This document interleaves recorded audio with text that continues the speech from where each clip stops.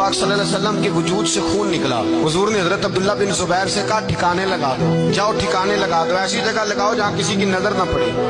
خون بہتا ہوا خون حرام ہے, قرآن پاک نے بیان کیا. کہا ٹھکانے لگا دو. حضرت عبداللہ بن زبیر باہر نکلے اور حضور کا جو خون تھا وہ پی گئے. حضور نے کہا تھا پی لینا, کیا کہا تھا؟ ٹھکانے لگا دو, پی گئے.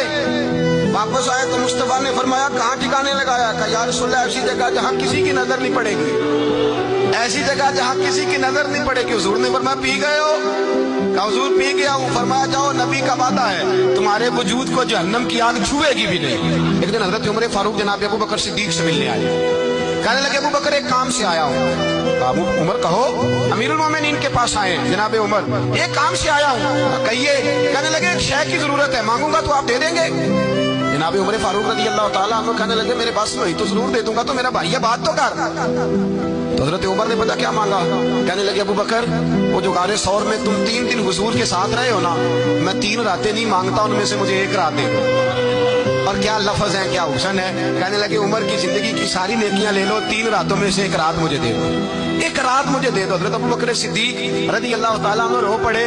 کہنے لگے میں نے کہا تھا جو بس میں ہوگا دوں گا, یہ تو میرے مصطفیٰ کی محبت ہے, یہ کسی کو دینا میرے بس کی بات ہے, یہ حضور کا پیار ہے جو میں نے سنبھال کے رکھا ہوا.